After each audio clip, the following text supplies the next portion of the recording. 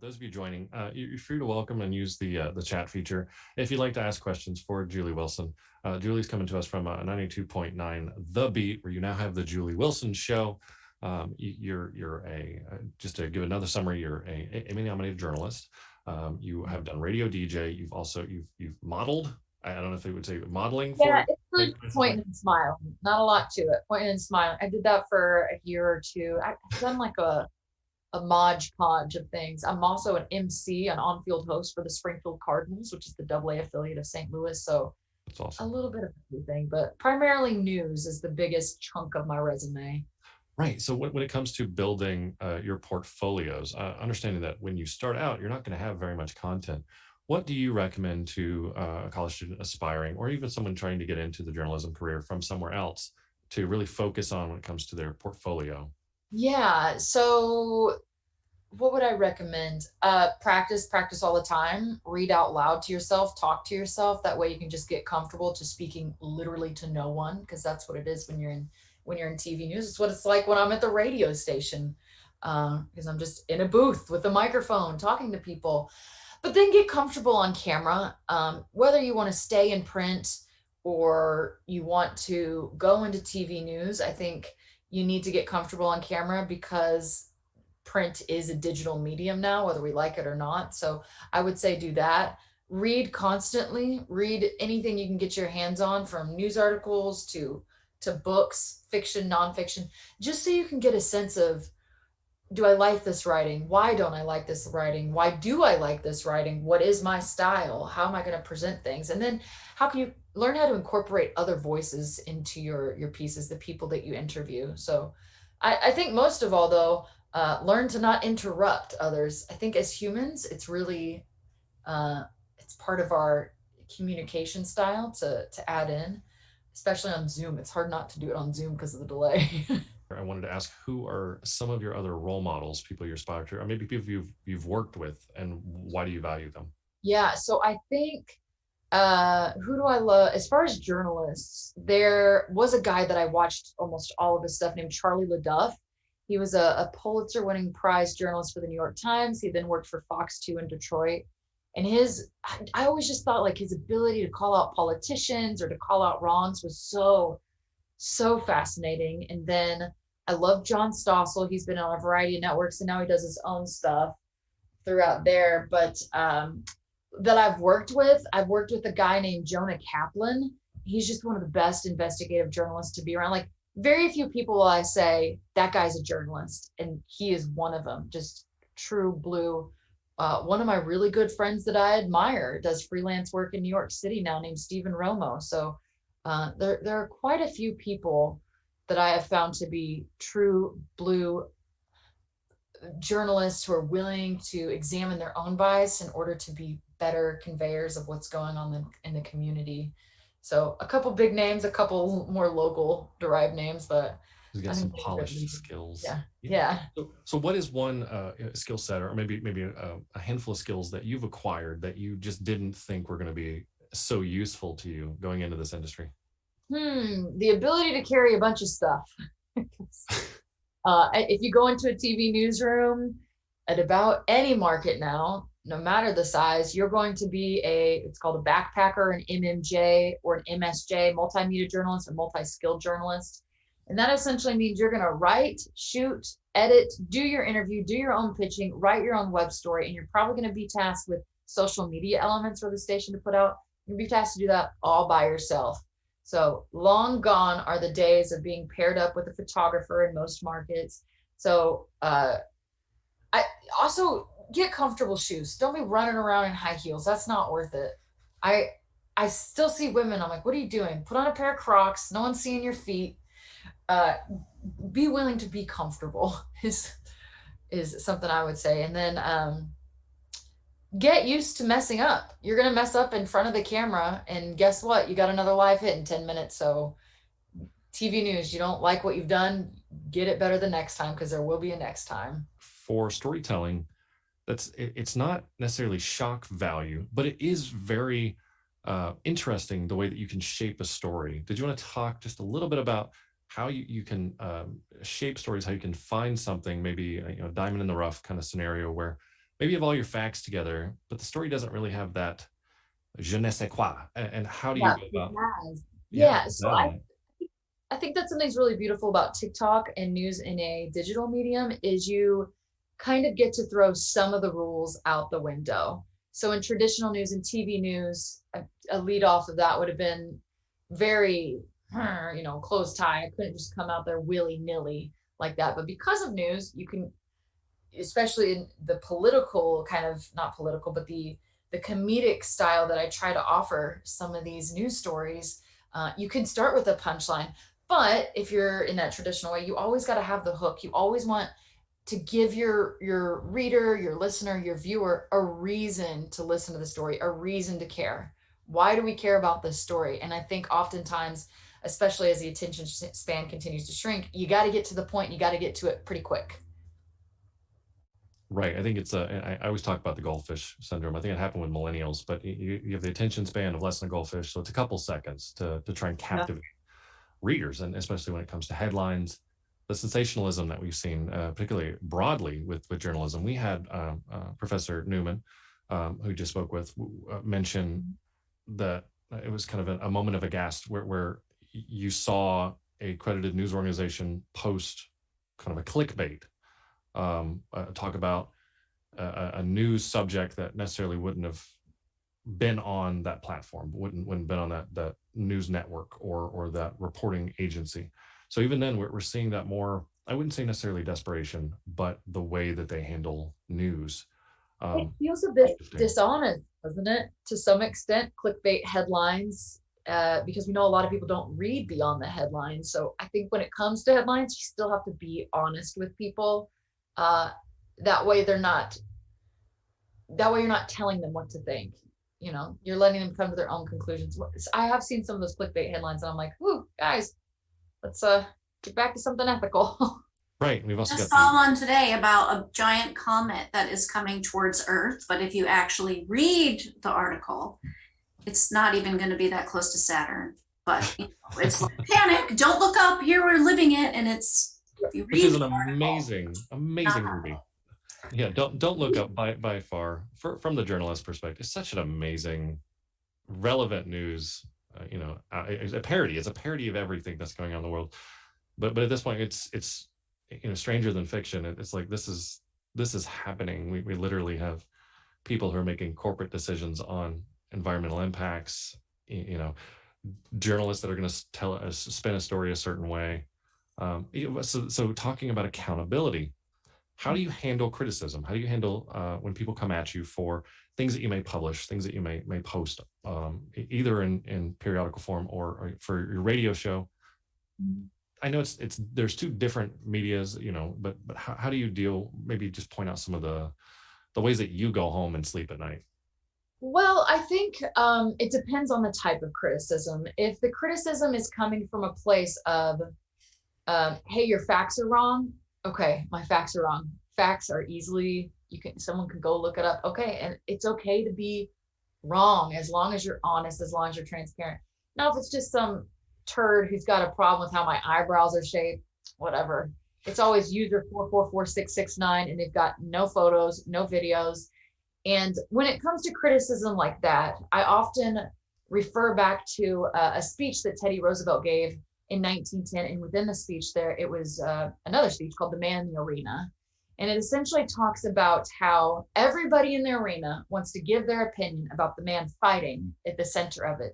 But none of those people are in the arena fighting that same fight. So if it's somebody giving me their opinion on their hair or my hair or whatever, okay, the man in the arena. If it is someone who is knowledgeable, respectable, and I know that they are offering something that's gonna make me, then I can take that. I can take being wrong. I think that's important to be able to take criticism and be wrong. Like, listen, if it's about my parents, okay, whatever. If it's about my facts, something like that, then that's when I really look into it.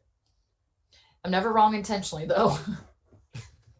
Don't purposefully put misinformation out there, because that No, can no, destroy credibility as a journalist entirely. it does. It does really quickly, and people catch on too. I have seen bias also come in forms of story selection, where you select this story over that story, even though both stories are needed to tell the full story, or this fact over that fact. Yes, this fact is true, but this fact is the other side, and it's needed to balance things out. So I think storytelling, as far as the truth of it all, comes in also going with the facts that maybe you don't like, or the Right. story that it's not as loved, but it balances out the opposite. Right, because we see a lot of bias in news, and especially when it comes to at our level, the college level, we're trying to teach people, don't push your opinions out there. We want facts. So discerning the difference between a fact and someone's personal opinion, adding "I believe" in front of a sentence is a good tool. But ultimately, you're having to rely on your critical thinking skills to go and do a firm assessment of your story to make sure it covers adequately both sides of the story. I always try and tell people we're called the Valencia voice. We're not the voice box. We're not the person speaking. We're the one that's sharing what's being said, what the thoughts of the larger student body. So when it comes to audience members, when it comes to news sources, has there been any focus where they've really driven you to do a story that you just didn't want to do? Oh gosh, yes, but not in a sense that I had ethical issue with. When I worked in TV news, um, we always had these consultants come in, and it was every other month they would flip what they would say. So one month they really wanted us to be consumer driven in the morning and offer essentially money saving tips. And then the next month it would be, well, we want to see more human interest pieces. So it was really inconsistent. But I remember once when they were on the consumer track, that I had to, I was trying to find ways that people could save money. And I felt I had to take a minute 30 of valuable airtime and talk about how the city had a toilet rebate program. I just remember thinking, gosh, this is a VO at best, maybe a reader. Why am I doing a full package on this in front of our touch screen? And so it's just, there's some stories that I'm like, gosh, I really don't know if this matters in the scheme of things, especially when X, Y, and Z is going on and whatnot. But consultants will often offer you opinions and they're not worth much. That's so funny talking about toilets. Go Yeah, buy it was your just like, toilets. yeah, or in news too, you'll always have those stories you're going to do every single year. Don't fry a frozen turkey. Safety Right. tips on how to not blow your hands off on 4th of July type stuff. So those get pretty old pretty quickly. There's only so many ways to skin a cat. Right. I would actually do those. It was called 500 Days of Summer. I don't know why it was called that, but essentially it was every instruction to junior military members, and there were 2,000 at my command, and I'd have to stand up in front of them and give a presentation. Very boring, and I like spiced it up a little bit. So setting off a massive bomb, like after someone dunks a frozen turkey, because that's essentially what happens. Is boom, it explodes, and they're all looking at you like, oh, I would never do that. And then of course someone will turn around and do it Yeah, at your I command. did that. I did that story one year, and I am not a cook. I'm not a baker. I'm not good at it at all. So I bought a frozen turkey the day prior to take to the fire department. The next day when I got to the newsroom, which is where I kept the turkey in the fridge, it had not thawed. So I was like, well, this is no good. So I tried to thaw it out in hot water, but I forgot the hot water was running over it in the break room, and I flooded the camera room. So just don't tell anybody that. It does happen, and it was a rookie move, and I'm here to confess it now, a decade later. We won't tell anyone. Yeah. Fortunately, the fire department had a turkey, and they could accommodate. But Open up for some questions and answers. If anyone has a question they'd like to post in the chat, or if you want to just unmute yourself, feel free to do so. Utilize content that is visually pleasing. I really like to use Canva to create elements for a variety of things. Stories on Instagram, where I offer that swipe up feature. I guess now it's a click linked feature, but just creating elements visually that people are willing to click into. And then also not making your captions the same as the headline to your news article. Can't tell you how many news stations their headline is the same as their caption, and I find that to be so frustrating. I want a little more information in the caption. The headline is the first thing that's hooked me in. I want to be reeled in to click with that caption.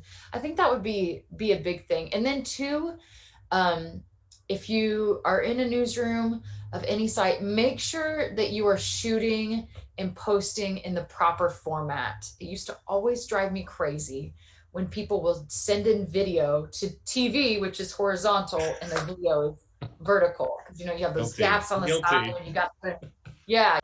Melanie, I see your question. What topic have I covered that changed you in a profound way? So, in 2018, I had just came off like a friend's vacation in the fall of 2018, and I flew from New York City straight into hurricane coverage of Hurricane Florence. And I think that was just, I storm coverage always impacts you in ways that you can't imagine, because when it's a massive storm, there is no camera in the world that can really show you the damage. So I went into Hurricane Florence. I told them, guys, I came to the East Coast. I want to cover hurricanes. And I'd really hammered that in, and they couldn't decide if they should keep me in the studio to anchor or send me out to field report. And eventually I talked them into sending me to field report. And we got sent to one of the most dangerous areas. We started in New Bern, North Carolina, right in between two rivers that came off the ocean. So the city essentially flooded. But to just see, you know, I know you guys probably hear about TV people talking about, oh, the community here to help one another. But when you see it in person, you see people wading into floodwaters to help out their neighbors because their neighbors didn't expect this flood to actually happen. I'm from the Midwest. We get tornado warnings and watches all the time. You guys know about hurricanes there in Florida. To see that. And then the next day or the day after New Bern, I was at Atlantic Beach. The only way to get to Atlantic Beach is to cross a bridge. And so on an off chance, I called up the fire chief of Atlantic Beach, and I said, hey, I told him who I was. And I said, the beach, Atlantic Beach is closed. People cannot get across the bridge. It was closed to residents. I said, I know there's been a lot of damage there. Can you come show us around? And he said, sure. So we were the only news crew driving up and down this island, getting a firsthand view for our audience of what had happened to their homes. So for 2.5 hours, almost 3 hours, I single-handedly carried live coverage with this fire chief and my photojournalist. And we answered thousands of social media messages of people saying, hey, can you go to my home at address? Please let me see what I'm going back to. So to be able to describe to people what their home's going to be before they can get to it, before they can physically cross a bridge to get to it is incredible. And then 6 months later, that fire chief Adam Snyder, was killed in a wreck. So it was like, here I had formed this very meaningful relationship with this guy who did not have to open up his island to me, a TV news lady, after this massive storm had just ripped it apart. But he did that, and I was just so impacted by that, because he could have just said, no, leave me alone, buzz off, I'm busy here. And he didn't do that. And so Atlantic Beach is by far now not my favorite coverage I've ever done, but also my favorite place I've ever been because of that, because I got to feel, how tight-knit that community was, not just once after a massive hurricane came through, but twice when I unfortunately, but was privileged to go back and cover that fire chief's death. So I would say that's been the big one for me. Advice for covering a tragic news story. Yes. Know that you see things you don't want to see. And I'm a big fan of therapy. Get a therapist, because you're going to see things you don't want to see. And whether you like it or not, you're going to compartmentalize those things. And that is going to manifest in your personal life if you don't get to it. In journalism, you see things that are not great, and you talk about terrible things day in, day out. It was terrible to wake up in the morning, go to the news station, and find out that a kid had been killed in their bed because somebody was just, reckless with a firearm, or, it was terrible to go out to a scene where there'd been a crash and there's brain matter on the back of a vehicle, or to go out to an apartment fire and know that the ambulance that passed is transporting a burn victim who didn't survive. So you're going to see terrible things. I cannot recommend talking to someone enough, like finding a mental health professional, a therapist, because you, at some point, you're doing not only yourself a disservice, you're doing your community a disservice if you're not taking care of your gray matter of your brain. So I'm a big proponent of that. Know that it's going to happen and it's going to be terrible. Find somebody to talk to work through it. Okay, Denise, I see your question. How do you incorporate traditional journalism into what news is developing into? For example, what do you do, a checklist maybe, to ensure you keep the structure of news reporting while still being trendy? What do I do? Let me ponder this question. What do you do? I don't know if I have like a checklist or anything, so much as I want to make sure that the story is factually based, that there's facts to it. If I hear this news story and I'm like, this, my gut says there's something off about this, and I can't find two credible sources, I'm sorry, the story's off. No matter how juicy or crazy or bizarre it is, if I can't find two sources, and in my case, when I say two sources, I mean a police department posting about it on their social media site, or a credible news organization who has links back to things, then I just pass on it. It's no big deal to pass on it. If you work in a newsroom, you're going to get callers who will call up the news station and say, hey, I got this hot news tip, and it's nothing. They've got a beef with their neighbor and it's not news, or they just want someone to talk to in the middle of the night and it's not news. You'll be pleasantly surprised by how many people call a newsroom and they've been on conspiracy websites. Those who went through Maria in Puerto Rico benefited from coverage like yours. Yeah, thank you. I had some friends who one friend who went to Puerto Rico post Maria as a follow-up, and it's when you're able to spread information on the needs of the people will pour in. I refer back to Atlantic Beach. Months after Adam, the chief there at the fire department, had been killed, I followed up with the new chief. His name is Mike, and he said, listen, your coverage after you did that brought in a lot of people just bringing in paper towels, cleaning supplies. So you as a journalist may never see the direct benefit of your coverage, but the people that you're serving, they will. So yeah, I think Maria was great. There is a journalist that, if you guys are interested in Puerto Rico news, she left local news to go independent. Her name is, I would highly, highly recommend her. She's incredible. You asked me about journalists I look up to, and she is one of them. If I can find, this is her, Bianca Graylao. I might be saying her name wrong. I don't know if you guys can see that, but her coverage in Puerto Rico is just like, it's absolutely incredible. I'm learning so much there. But she does independent stuff. She left local news and she said, I'm going independent, and she funds herself through like Patreon, independent journalism. There's been a lot of local journalists do that. They've gotten sick of the structure of corporate media, and corporate media, I always think, just sounds like such a phantom term, but and they've gone off on their own and done it. And she's done some incredible work. Is that something that you've considered doing at any point in your career? Was there any big setbacks in your career that made you question, keeping in the news industry?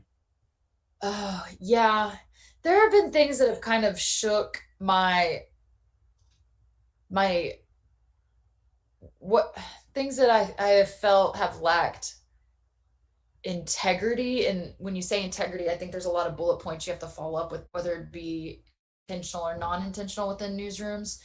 So there have been things, but in local news, especially with so many of these local news markets being sold to these massive news agencies, when you have less resources, you have less time to really serve your community. So right now I'm in a position where my news station says, hey, if there's a story you want to go cover it and put it out yourself. And so I've kind of considered doing that. It's just finding the time. Really, it's finding the time.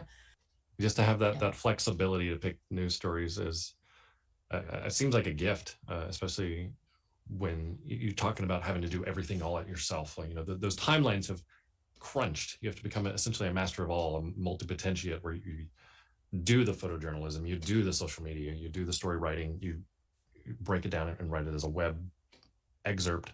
Mm. It's crazy to think how much work someone can put into just a story and how quickly you have to turn those around. Daily, TV newspaper is probably like this as well, where it's as soon as you get it, give it to us. We're pushing it out type thing. Or we want the web article before you're live on TV. Or why haven't you put out something on Twitter? It's like, well, the press conference isn't even over type thing. So. Right. We were talking about journalists that are actually sitting there.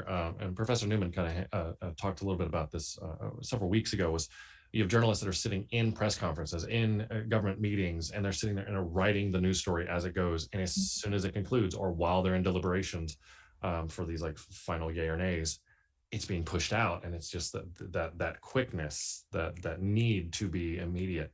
There's almost no concept of breaking news now. Everything is breaking news. Oh, it's exhausting, isn't it? It's exhausting. I was my last station, I was a breaking news anchor. I remember this one story. It was a stupid celebrity story. I think it was about Lady Antebellum changing her name to Lady A. Mm-hmm. So it was like a Tuesday or whatever day of the week. I saw it at noon, and I was anchoring the noon. And I said, hey, this is a pretty big story. They're a huge country group. We should put it in our noon. Nobody says anything. The next morning I come in and the producers say, this is breaking. I said, it's not breaking. It happened yesterday type thing. So it's breaking news loses its meaning when everything is breaking. Not everything is breaking. Breaking, in my opinion, should be reserved for stuff that is truly like what's happening in New York or this morning in Brooklyn. That's breaking. That's need to know. You need to know it right now type thing. A country music band changing their name the next day is not breaking. I'd argue it's not breaking unless this is the E channel. Is there other places that you consider kind of a home to you when it comes to news reporting? Is there a community that's very familiar with you?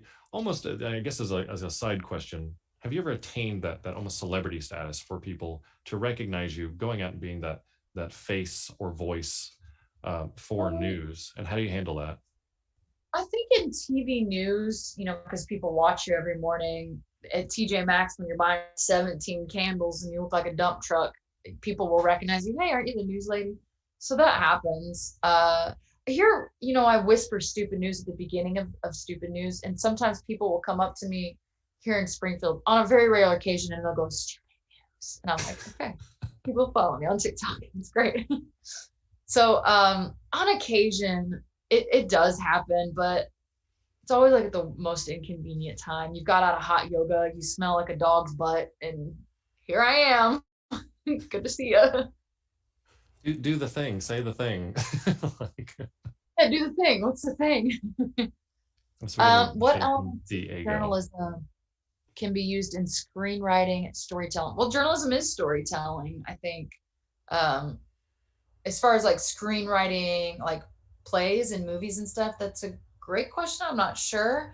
However, I don't know how to answer it, but I can recommend 2 movies that you need to watch. The first is Spotlight, and then the second is, I think it's called it's about the Boston Globe. No, I'm thinking of The Post. Let me make sure.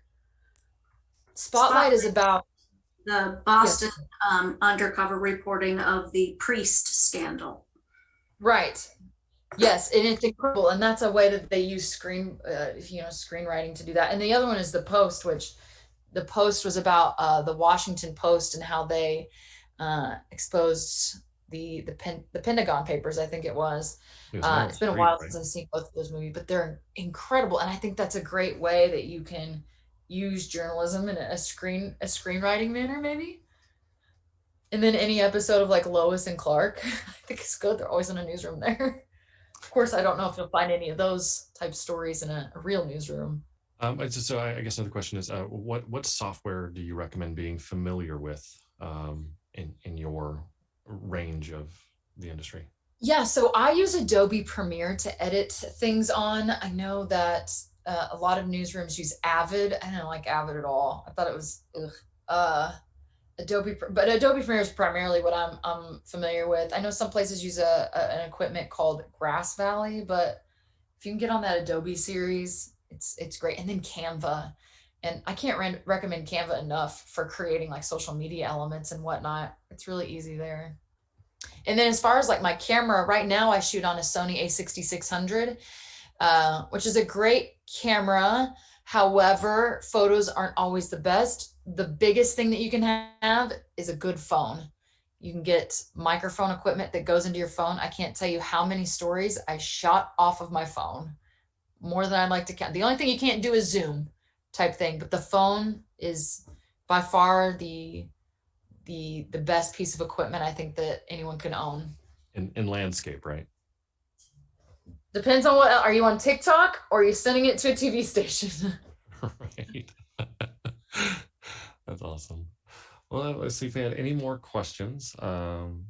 If not, we'll go ahead and wrap up. I have a question for Julie, because I'm the one that's teaching the students in the basic news reporting and things like that, and Eric is. And, you know, we come from the older school where broadcast journalism with broadcast journalism. And honestly, I don't have any experience in that. I'm from a writing background, so I can tell you how to write all day long, but you can't just do that anymore. So I need to help these students be able to do these multi-task types of things, including now being on social media, using TikTok and these other things. And I think that that's very important, but I just don't know how to do it. And yes, there's a learning curve. I could teach myself how to do it, but honest to God, I don't have time. Or maybe it doesn't take as much time as I think, and I just need to spend a day or two doing it. But how can I help the students do that? Do all of these multitasking things that they're going to have to be able to do when they enter the career, because now you have to. Yeah, I think the first thing that you can do is encourage your students to not put stupid stuff on the internet. Everybody's going to find it, everybody's going to see it, everybody's going to know. So be aware right now, you know, what you put out today. In 10 years, if it was stupid, they're going to find it and the world's going to know. But then just kind of understanding each platform and the functions of each. So, you know, Twitter, it's very much right now, say you are in a press conference, you can live tweet the press conference, but you don't need to do that on Instagram. A carousel of photos will serve you well. Put a good description in there. Encourage your students to take good photos. Don't just stick up your phone, snap, snap, snap. You're wasting everybody's time. And eventually your follower, your viewer, they're going to leave your platform because you're not doing a good job there. Facebook is great if you're doing, I like Facebook.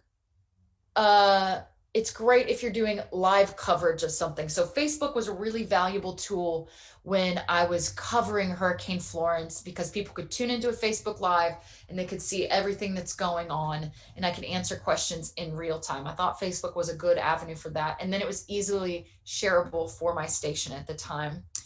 Facebook is I don't know how I feel about Facebook, honestly. I think it's still a valuable tool because you can easily push people to your news organization or to other platforms, so they kind of punish you when you share links like that.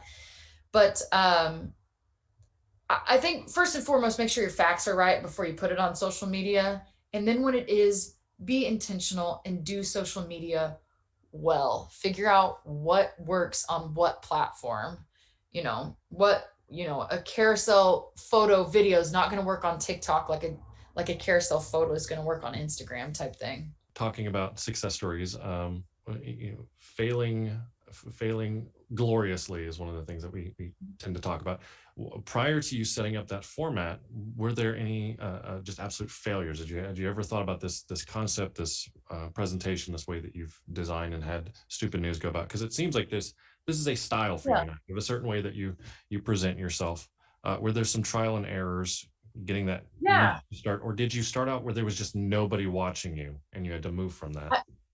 I when I was travel blogging, I had a couple videos go viral, but they weren't of consequence. And I've always had this passion for like I'm nosy, so I like knowing things and I like telling people about things that are going on. So I remember last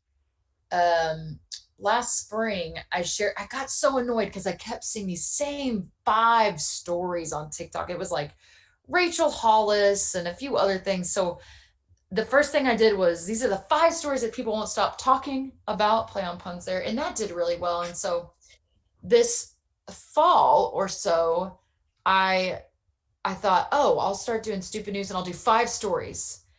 And it did okay, but then I was like, what happens if I just do one story and I dedicate the whole TikTok to one story?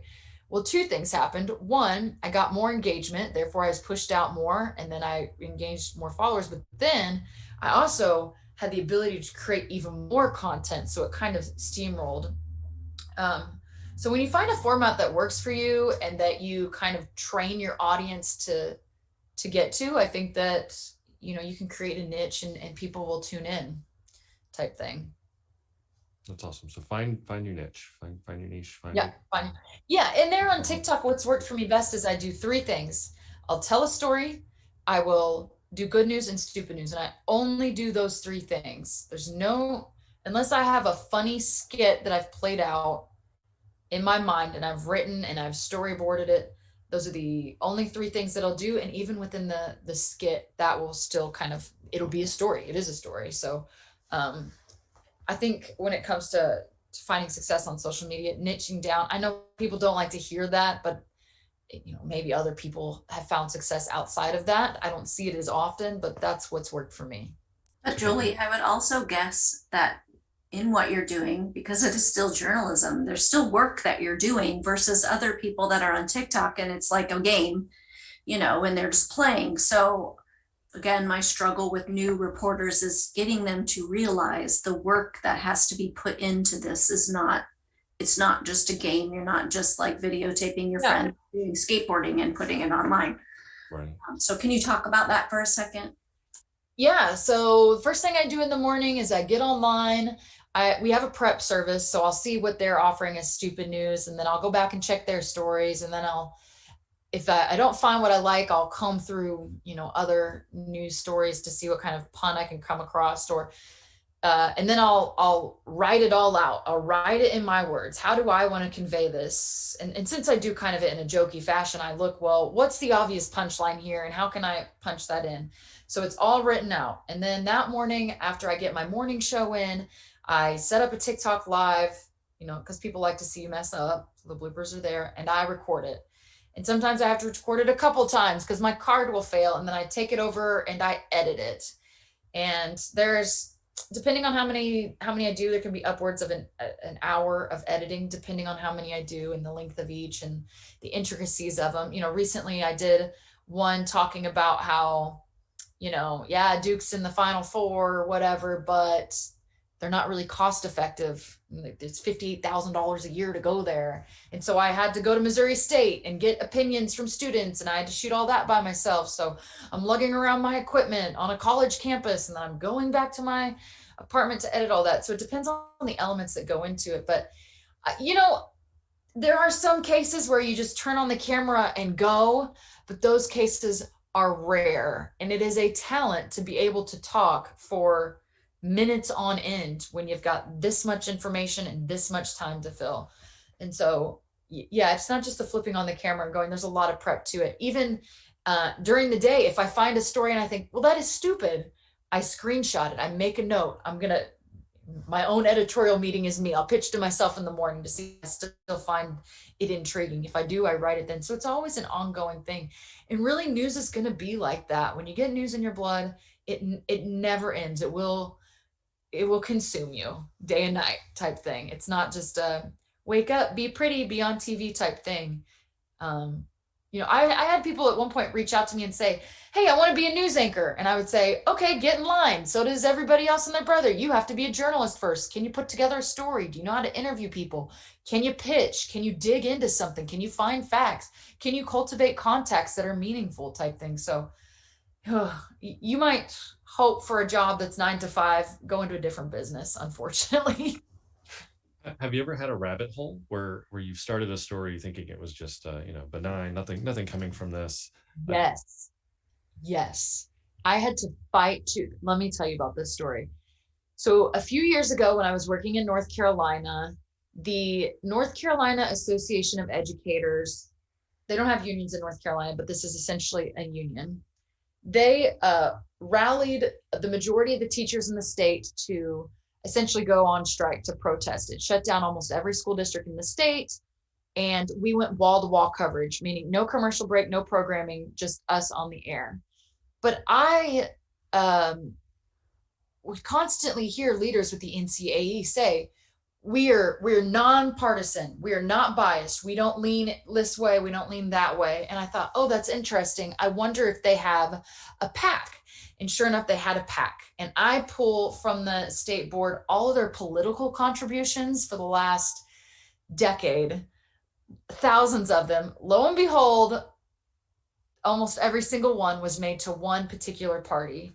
And so I plop down the paperwork and I say to my boss, hey, listen, if we're going to go wall to wall coverage for 4 hours straight, we need to also be able to tell the audience that when the NCAE says they're not partisan, that they are without bias towards political affiliation, we need to tell our audience that the money, it says otherwise.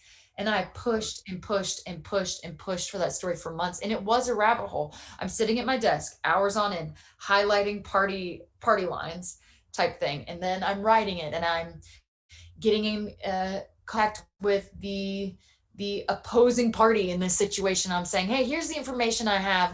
What's your side of it type thing? Or taking it back to the NCAE and saying, hey, listen, the money doesn't match what your words are saying. What's going on here? So I spent months on that. My argument was, hey, if you're going to give wall-to-wall coverage, 4 hours nonstop coverage to this entity, which arguably they should, it shut down streets, it shut down the Capitol, then you have to be balanced. You have to say, this is where the money is going.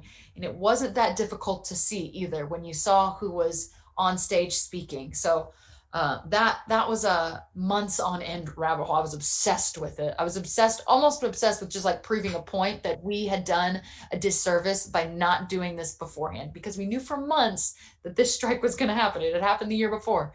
So I put down my script. It was 3.5 minutes on my assistant news director's desk. And I said, here's my script. I need you to check it. Here's my research. He said, okay.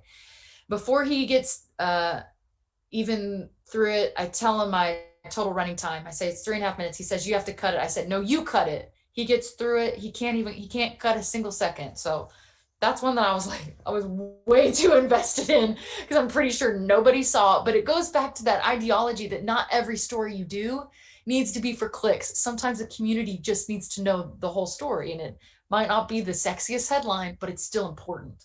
Right. Wow. That's awesome. It sucked me in. Well, with that, I know we're running out of time here, so I wanted to kind of wrap this up. First off, thank you for coming on and talking to us. This has been, I think, very fantastic. I'm going to ask for feedback from everyone afterwards, but I'm sure that we've all gotten a lot of information, a lot of really cool stories. We're thankful that you were able to come and talk with us and give us a perspective on what's going on in the field, and kind of help, I think, make some choices for people going forward into their future aspirations, their careers, maybe even turned a few towards looking into that radio / podcasting / who knows, maybe we'll have insert name here show in the future. That'd be pretty cool. Yeah, I will say too, adding up, I think a lot of people look at news and they think money, and you are wrong. You are wrong. How do you like pennies for pay? Because that's what you're going to get for a long time. Got to do it for the passion, right? Yeah, the passion. Well, I appreciate you guys reaching out to me, and if I can help any of you in any way, please just let me know. And I appreciate you thinking of me and following stupid news. Thank you so much. And guys, that's at and Julie Wilson on TikTok, but also as well on Instagram. So thank you so much for joining us. We appreciate it. Thank you. Thank you, Julie. Thank you.